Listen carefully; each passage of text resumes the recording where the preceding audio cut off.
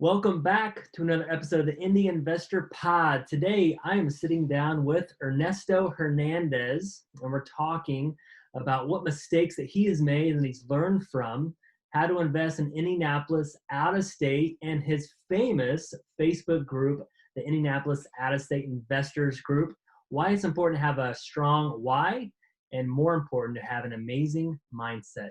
Let's get to the show. And welcome back to another episode of the Indy Investor Pod. And I'm sitting down with Ernesto. What's going on, Ernesto? How you doing, man? Not much, man. I'm doing well. First and foremost, thank you so much for having me. I never thought I'd be on a podcast with the Brett Snodgrass. This is my first podcast ever, and this is a good one to start with. Thank you. No, thank you. And I hope I didn't, before the show, or we might even put a blooper reel out, but I kept botching the interview, just the introduction to Ernesto. But thanks for laughing with me. It was fun. That's okay. Like I said, that's precisely why I'm Mike at Starbucks, to make it easy. That's awesome. Well, hey, man, we got a lot to cover on this show, and we talked about a few topics that I really want to dive into and what kind of makes you come alive. But you're like the known guy out there for investing in Indianapolis, Indiana, out of state. And I think it's really just kind of coming from your Facebook group, the Indianapolis Out of State Investor Group, which has absolutely blown up over the past several months. And I asked you before the show, that's been going on actually for a couple of years. But it's kind of one of those things that just slowly has blown up and built a lot of traction here lately. But I want to kind of just dive into you, just get to know you a little bit more. When did you start investing in Indianapolis, and why did you start? Why did you choose Indianapolis? Cool. Yeah. So first of all, I don't know how famous the Facebook group is. It is, I used to kind of downplay the importance of it. People would comment, "Oh, you started that Facebook group," and I would just kind of minimize it. And I still, for the most part, do. It's not still, I think, a huge deal to me, but the fact of the matter is, it has grown. I think a lot of good things have come from it. I'm aware of more people that are networking and connecting and organizing meetups. I know that there's stuff in Southern California that happens now. Whether or not the Facebook group spawned that, I don't want to take all the credit. But I do think that there's an increased level of just connecting that's happening. And that was really the purpose of it, from the inception to kind of where we are now. Going back to your question about when I started in Indianapolis, I did my first deal in Indianapolis almost 2 years ago. So June of 2018 was my first deal. April of 2018 was the first time I visited Indianapolis, which is a really, really cool. Just flying to a new city, you could kind of know. I really geographically didn't know where Indianapolis was until arriving. I learned a lot on that trip. So that goes back to, again, April of 2018 is when I started. That's awesome. So kind of why did you choose Indianapolis? So you flew into a new city that it sounds like you didn't know much about. You've never been here, and you didn't know geographically where it was at. So did you study cities to invest into? Talk to us about that. Yeah, so when I decided that I wanted to go into real estate, I was active in the stock market for a while, almost a decade, and I had some ups and some downs, but overall, I actually did well. I got on the FANG train relatively early. For anyone who's not familiar with FANG, it's a series of tech stocks: Facebook, Apple, Netflix, Google, and Amazon. So it spells out the word FANG. So that's what I was on, and I wrote it and did pretty good until I decided, long term, the stock market doesn't really kind of align with my personal investing strategy. So at that point, I decided to go into real estate investing. And the more I read up on it, and like a lot of people, you find bigger pockets and you start consuming podcasts, webinars, and you read the books. At the end of every podcast, people have a recommendation for, oh, what's your favorite real estate book? And I would pick some of those up. So I did that for about a year, and decided, this is something that I definitely want to do. So how Indianapolis? Couple ways, just me doing my own research. One of my favorite sets of data is Zillow data. They provide all sorts of free and awesome data that you can splice every which way. And it just kept coming up as a place that was a good size, growing population, stable, diverse economy. You can go back and pull data for, I think, 10 to 12 years. And I realized just how stable it was even through the downturn. I thought, wow, like something must be happening there that makes this place relatively kind of bunker proof. Um, and so I kept digging, and I remember signing up for like a class of sorts. And it was, I think, an 8 or a 12-week course. And in it, they gave us a spreadsheet that they had come up with, almost like a market analysis sheet. I know that everybody has kind of their own way of doing that. And when I did that exercise again, I was like, wow, here's Indianapolis coming up on this list again. And I'll never forget my first meetup that I went to was January of 2018. I remember the host, I remember the speaker, and I remember meeting a couple of guys who had already been active in Indianapolis, who were sitting at that table. So as we're doing introductions, they introduced themselves and they're like, "Oh, we have several units in Indianapolis." So I was able to kind of network with them a little bit, and I just said, "You know what? I'm going to go for it." So I flew to Indianapolis a few months later, kind of got a feel for the lay of the land, realized Indianapolis is not that different. America is a huge country, but the reality is there's a lot of similarities. It's a big metropolitan city that is identical to others. There's a lot of things that are similar, and that made it a lot less scary. So that is really kind of my journey as to how I ended up picking Indianapolis. Aside from the fan that I'm a huge Peyton Manning fan, so maybe I'll see Peyton Manning walking around downtown, and I didn't, but. It's funny. That's funny. I actually I was at a place. I don't know if it was Indianapolis or Bloomington, Okay. but Peyton Manning was there, and he had his flannel shirt tucked in and looked like country boy. It was. I just remember that. You got those memories ingrained in your mind. But so Yeah. that's awesome, man. Well, thanks for sharing just kind of your journey coming to Indianapolis. Thank you so much for, guys like you really help the city of Indianapolis. I mean, everything that you're doing directly. Number one, you're investing here, you're helping our economy, you're making nice places for houses for tenants to live into, but then you're also spreading that among others. And I think that you're really having a huge impact on the city. So number one, I just want to thank you for that, man, because I'm a Hoosier, born and raised, and that's awesome just to kind of see guys come in that really do good, because there's other people that haven't done good. So it's always good to see someone bring a lot of value to this city. And I think you're just really intentional. I want to just kind of, say that on the air here is when I think about the Indianapolis out-of-state investors group, I think why it's successful is you're just really intentional. You're really intentional about what's put on there, who comes in, who is on there, what's not in the content. It's not a bunch of deals flying around and everyone's self-promoting. I just think it's really intentional. So I really appreciate that. But obviously, you know a lot of people that invested in Indianapolis as well. You're part of a meetup groups out in California, and kind of the good, the bad, and the ugly, right? And I think that you even talked before this show about some of the mistakes that you made. And one of the biggest ways we can learn is making mistakes and learning from them, or learning from someone else's mistakes. That's always the better route I always choose.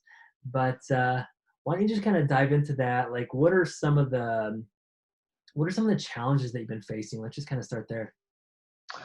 Yeah, going back just a little bit further, I remember being at a meetup and speaking to the fact that there unfortunately have been some pretty well-known bad actors in the city of Indianapolis. The whole Clayton Morris fiasco being one of them.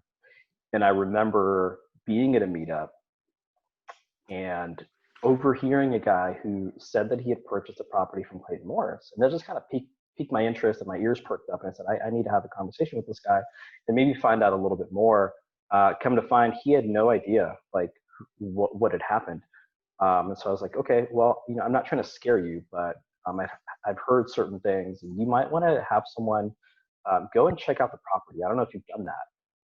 And he's like, okay. He's like, yeah, that's crazy. He's like, can we keep in touch? So I said, sure. And come to find, unfortunately, he had been one of the people that had been scammed by, the Clayton Morris. I don't know too much detail, so maybe scam is the wrong word. There's two sides to every story, but there's a lot of evidence that people that worked with Clayton Morris didn't have the outcome that they signed up for. And so that also was kind of one of the things that led me to think like we need to have a space, or we need to create some sort of platform where people can connect, and definitely not. And going back to the intentionality, it's a fine line, right? Definitely not trying to create this us versus them mentality. How do we on the coasts, band together and outperform the locals, or something to that end? It's definitely not the purpose whatsoever. I think transparency and an open line of communication is good for everybody, and just to have a place where people can connect and share experiences. And coming back to the mistake piece, sharing some of those mistakes that they've made is super valuable for others. I'm a huge fan of kind of throwing back the rope, so to speak, and making sure that the people that come after you or just starting in their journey can avoid some of the costly mistakes that some of us have made. So um, shifting over to specific mistakes, I've made several, and to your point, like your own mistakes are a huge learning opportunity. But when you can learn from the mistakes of others, there's probably a lot more wisdom in that. You'll save yourself a lot of money. But if people aren't willing to share those mistakes, then how are you ever going to find out? And so the Facebook group, again, comes as an alternative to Bigger Pockets, which um, I think Bigger Pockets can be a little tough to navigate. It's really noisy. There's a lot of content. It's not always organized in a way that's easy for people to kind of navigate through. It took me a while to find out that from your tablet or your laptop, you can actually filter down to specific cities. I had no idea. Had I known that early on, I would have probably just focused in on Indianapolis. But in any case, that is what kind of spawned, again, the whole purpose of the Facebook group, and shifting back again to specific mistakes that I've made that are very costly and have cost me a lot of money. I would say the biggest one was trusting people without really verifying, right? Trusting is good, and you want to have a trusting relationship and a partnership with people that you work with in Indianapolis, or wherever you are, but you still have to verify that things are moving along. I've been even in recent conversations with people that have been doing this for a decade. They're doing really, really high volume compared to most newbies or people that are kind of mid-journey. And even then, they no matter what, they have systems in place to just make sure that things are moving along as they're supposed to. There's really nothing wrong with that. And working with someone who is afraid to allow for at least a little bit of oversight should set off a red flag. So there's countless examples that I can go into of just trusting people and trusting that they would do the right thing. And unfortunately, that is something that has caused me to just, again, having systems in place and being a little bit more careful when you are executing on any project. Not getting an inspection is probably the silliest thing I've ever done. Again, going off of the recommendation of someone who comes off as credible and experienced and trustworthy, did not work out in my favor. So I cannot stress the importance of getting an inspection enough at any cost. I listen to your guys' podcast. I've actually listened to all the episodes that you guys have put together because I really enjoy this podcast. And you guys did a top 10 list of mistakes that people make. And one of them is not having a third party to just go out and confirm that what one person is telling you actually checks out. I didn't do that. I didn't do that. So those are probably the three biggest things. If I really had to boil down to the biggest ones, those would be the three. Not having a process for inspecting that things are moving along as you're supposed to, having a third party verify that what one person is telling you actually checks out, or you're at least in the ballpark. The inspection piece, the inspection piece is a big one. So I would never ever recommend that somebody buy a property without doing an inspection. You'll uncover some really important things. Yeah, it sounds like the inspection piece came back to bite you a Yeah. little bit on that one. Yeah. Yeah. No, definitely. Yeah, thanks so much for sharing. Yeah, especially the inspection piece. Just again, it really just boils down to verifying and verifying the hidden defects. I mean, that's what an inspection does. I mean, anybody can walk through a house and see visually certain things, but the inspection really exposes the hidden defects. And the trusting a person and verifying kind of is very similar, where someone can look very trusting and can speak and communicate in a very trusting way. But it's just important to verify if you don't really have that relationship. And even if you do have that sort of relationship, um, again, just as an investor, to be on your toes, and not saying you have to be thinking everybody's out to get you, because they're not. But again, it's just, think the best about people, but to verify as well, I think can Yeah, really. yeah, and in speaking to other investors, everybody has a different process. Some people use an actual project manager. Some people are actually using inspectors to go in periodically. They'll work out some sort of compensation structure because inspectors are extremely well trained at looking for the accuracy and the quality of how things are done. So some people use inspectors. Some people reach a point with their contractor to where they have some sort of like video agreement. Either they're doing them weekly. One person I know sets up a GoPro in the room and is able to tap into the video feed for that. So it doesn't always have to be another person. It could be that person themselves, but just making sure you're getting updates at whatever frequency and cadence works for you is super important. And there's, again, different ways to do that. Yeah, definitely, definitely. That's awesome. Thank you so much for that advice. One thing you said before the show is that a mistake that you see people making is pulling out too early. You mentioned an associate of yours uh, kind of commented on that. People pull out too early. This is more of a long-term play. So explain that. What does that mean? Yeah, we were discussing partly mindset, partly kind of end goal with this, and there's going to be bumps along the way. This is especially buy and hold. I think people forget to emphasize the word hold. I know a lot of people use the bigger pockets calculator to kind of run their analysis, and any way you slice it, you're not really going to see significant benefits to whether it's a buy and hold or a burr until at least about year 5. So getting frustrated early on to the point where you just give up, I think is a mistake that people that have been in the industry for a long time, 10, 20, 30 years, is something that they remind us about. And it's tough when we're getting started. I'm technically 2 years into my journey, and if I were to give up now, or other people that have been 2, 3, or 4 years in, and are getting frustrated by things not going well immediately, you have to really remember and consider what happens over the course of the long term. We were making some comparisons to the stock market. I'll quote a guy that I follow, Michael Zuber. Michael Zuber wrote a book called One Rental at a Time, and one of his things is, just get to 4 single family rentals, and just think about what happens at retirement. You're probably not that worried about a pension or your 401k if you have even just 4 paid off rentals. And at 4, which is very doable for most anybody, at 4, you decide, do I like this and do I want to keep doing more?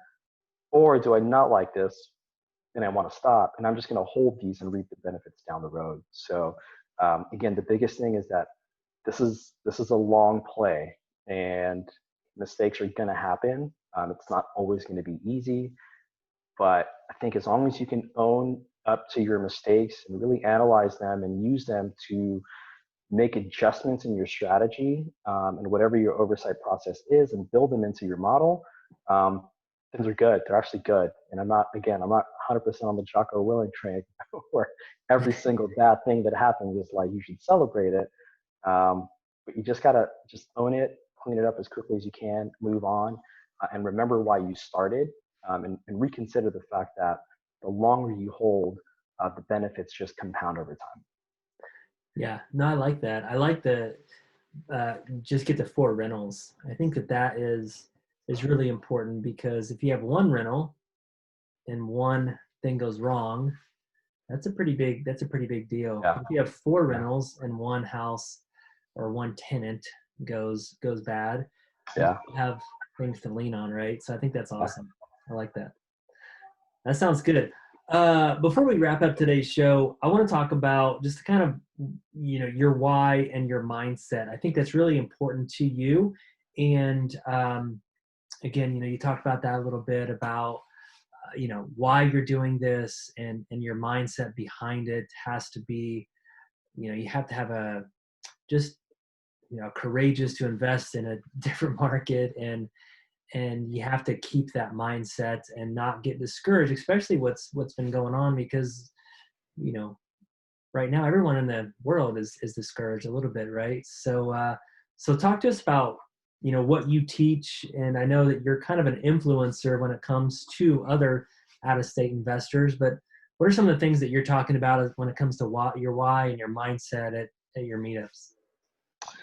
Yeah. I don't, it's not something that I think is discussed enough. Um, I don't think I've ever really read a book that addresses this aspect of it. A lot of books can, I think a lot of people turn to books for things like strategy, as it relates to investing, market analysis, managing tenants, things of that sort. But coming back to the why, what I would say to people is, there's a saying that says, if if you have a strong enough why, then the how, like you'll find a way to piece together the how. And so, um, for me, I really want to come from a place of contribution, and I want to be able to serve others at a higher level, definitely a higher level than I've been able to this point in my life. And there's very specific things that I want to do over the course of the next few years, and with the rest of my life, to really be able to contribute and give back, to communities and causes that I care about. And so, if I were to stop, or if I were to settle, I'm never going to achieve those things. And currently, I work a W-2, which is good. I mean, I don't complain about my life. There's nothing wrong with it. I live a life that I think other people would be extremely um, grateful to have. Like, I'm in a good place. Uh, but there is a ceiling where I'm at now. And that is really my why. So when things get hard and when things go wrong, I have to remind myself, like, hey, learn from this, pick yourself back up, and you got to keep trudging. Because if you don't, you're never going to have the things that you said that you wanted to do, and you're never going to get to that goal that you had when you started this journey. So there's a lot of different ways that people explain that, and right now we find ourselves in a unique time where there is a lot of uncertainty and there's a lot of fear, and that's understandable.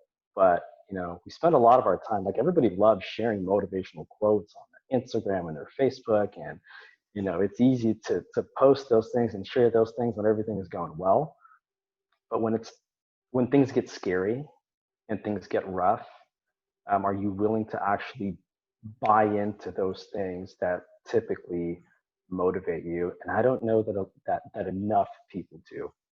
So that would be kind of my message to others if it benefits them. I know nobody likes to be preached to, but that's what works for me. And I hope that people have a strong enough why that's going to pull them through the mud, because you're going to get dirty. It's not a matter of if it'll happen. It's a matter of when. And I don't know anybody that has gone on this journey and not experienced hardship at different degrees. But you got to be willing to endure the pain on the front end if you want to be able to benefit from the pleasure on the other side. And I just think, frankly, too many of us give up too early, and I hope that people don't. Yeah. Yeah, I mean, I've been clinging on to some quotes lately, just about, I always think that there's greatness beyond the suffering, right? And right now, yeah, the world and a lot of people are hurting, and there could be greatness beyond that. This could really, and doesn't, maybe it's not an external thing, maybe it's an internal thing, which is exactly what you're Yeah. talking about. I mean, your why and your purpose and your mindset. I mean, all that's internal. No one can really take that from you. Things can shake it up, but if you can be disciplined and train yourself, to have a strong why and have a strong mindset, it's really a hard thing to take away. So thanks so much for sharing that, man. I know you're just an influence with investors out there. I appreciate you so much. We're going to kind of wrap up today's show, guys. If you have any questions for Ernesto, where's the best place for them to find you? Should they join Facebook, the Facebook group? Where's the best place for them to find you? Yeah, I think the Facebook group is a good and probably the best place to get a hold of me. So if anybody's on Facebook, you can use the search feature and just track down Indianapolis out-of-state investors. Right now is a time where I think the group is probably better than ever. I've had several people actually recently reach out and say, "Hey, Ernesto, I want to help. How can I contribute?" So I've got different people that are helping me out with different things, certain projects. And right now, some of the content that's being shared is just as good, if not better, than anywhere else I've found. So if you're looking to get started in specifically residential real estate, and it doesn't have to be Indianapolis because a lot of the same principles will apply, but you're just going to find more Indianapolis-centric things in that page. There's a lot of really, really good content and actual examples and actual documents that I don't know that you'll find anywhere else. So if that's something that you're looking for, we would love to have you. We're always looking for givers, So if you want to contribute, if you want to create content, especially if you're local in Indianapolis, I think that really would be my ask. Anyone that's followed the group and follows some of the questions and some of the needs that are out there, and if you feel like you have something to offer to the group that would benefit everybody at large, I would be really grateful if you're willing to do that. Sounds good. So you guys can check that out on Facebook. Search the Indianapolis Out-of-State Investors Group, and reach out to Ernesto on there. You can also reach out to me. Find me on Facebook at Brett Snodgrass. I'd love to chat with you. If you have any questions about anything, if you have any topics that you want us to discuss on the Indy Investor Pod, myself or Brian will be sharing those. And we feel like we're answering a lot of the questions already, talking about neighborhoods of Indianapolis, the biggest mistakes that we see investors make. We've interviewed property managers. We've interviewed attorneys that have dealt with some of the eviction process going on. So if you have anything that you want to talk about, feel free to reach out to us, and we'll see you guys soon. Thank you so much, Ernesto. Awesome to have you, man. Brett. Appreciate it. Thanks for having me.